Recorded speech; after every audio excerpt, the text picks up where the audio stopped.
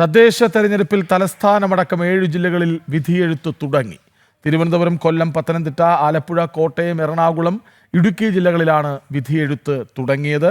36,630 സ്ഥാനാർത്ഥികളാണ് ഇന്ന് ജനവിധി തേടുക. 1,32,83,789 വോട്ടർമാർ വോട്ടിടാനെത്തണം.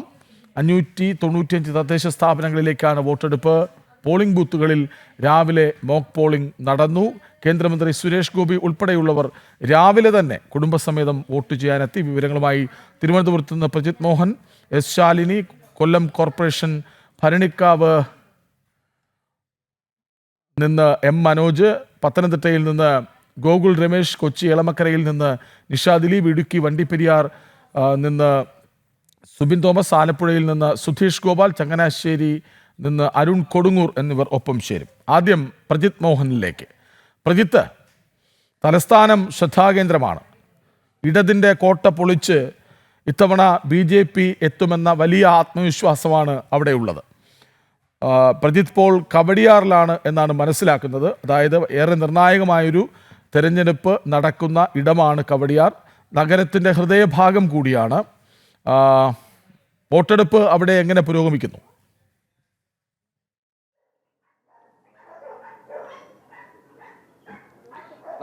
വലിയ തിരക്ക് രാവിലെ തന്നെ നമുക്ക് ഇവിടെ കാണാൻ കഴിയുന്നുണ്ട്. കാരണം ഇതൊരു നഗരമേഖലയാണ്, അല്ലെങ്കിൽ കൂടുതൽ ആളുകൾ രാവിലെ തന്നെ വോട്ട് രേഖപ്പെടുത്തി അവർ മറ്റു കാര്യങ്ങളിലേക്ക് പോകാം എന്നുള്ള ചിന്തയുമായി രാവിലെ തന്നെ നമുക്ക് കാണാൻ കഴിയും. നമ്മളിപ്പോഴുള്ള ഈ കവടിയാർ ജവഹർ നഗർ സ്കൂളിൽ 4 ബൂത്തുകളാണുള്ളത്. ഈ കവടിയാർ വാർഡിലെ 5 ബൂത്തുകളിൽ 4 എണ്ണവും ഈ സ്കൂളിൽ തന്നെയാണ്. അതുകൊണ്ട് തന്നെ രാവിലെ ഇവിടേക്ക് എത്തുന്ന ആളുകളുടെ ഒരു തിരക്കുമുണ്ട്.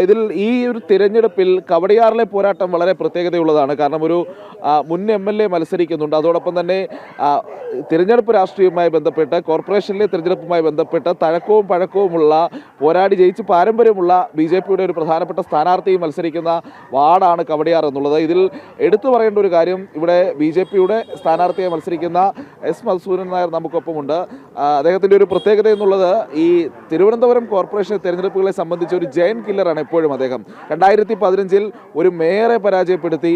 അതിനുശേഷം നടന്ന തെരഞ്ഞെടുപ്പിൽ കോൺഗ്രസിൻ്റെ KPCC ആസ്ഥാനം ഇരിക്കുന്ന വാർഡ് പിടിച്ചെടുക്കുകയും ചെയ്തു. അങ്ങനെ വലിയ പോരാട്ടത്തിൻ്റെ പാരമ്പര്യമുള്ള ഒരു സ്ഥാനാർത്ഥി ഇത്തവണ മത്സരിക്കുന്നത് ഒരു യുവ MLA ആയിരുന്ന ആൾക്കെതിരെയാണ്, അല്ലെങ്കിൽ ആ ആൾക്കെതിരെയാണ് മത്സരിക്കുന്നത്. അപ്പോൾ മധുസൂദനൻ ചേട്ടനോട് തന്നെ ചോദിക്കാം, എങ്ങനെയുണ്ട് ഈ എല്ലാ തെരഞ്ഞെടുപ്പിലും ആരെങ്കിലുമൊക്കെ അട്ടിമറിക്കുന്ന ഒരു ശീലമാക്കിയതാണ്, ഇത്തവണ ശബരിനാഥിനെ അട്ടിമറിക്കുമോ?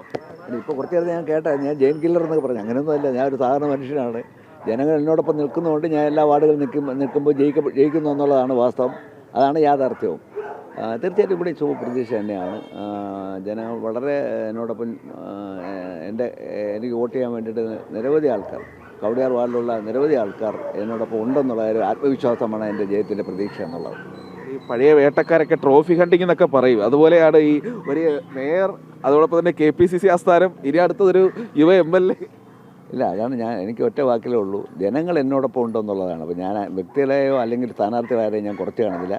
ഞാനൊരു അമാനുഷിക മനുഷ്യനാണെന്ന് അവകാശപ്പെടുന്നു. ഞാനൊരു സാധാരണപ്പെട്ട എളിയ ഒരു ജനസേവൻ, BJP എന്ന് പറയുന്ന വലിയൊരു പ്രസ്ഥാനത്തിൻ്റെ ഒരു പ്രതിനിധി. അത് മാത്രമാണ് എൻ്റെ ഒരു അവകാശവാദവും. അല്ല മറ്റൊരു ഹൈപ്പൊന്നും ഞാൻ ആഗ്രഹിക്കുന്നില്ല, ആവശ്യപ്പെടുന്നില്ല. ജനങ്ങൾ വോട്ട് ചെയ്യും എന്നുള്ള ആത്മവിശ്വാസമുണ്ട്.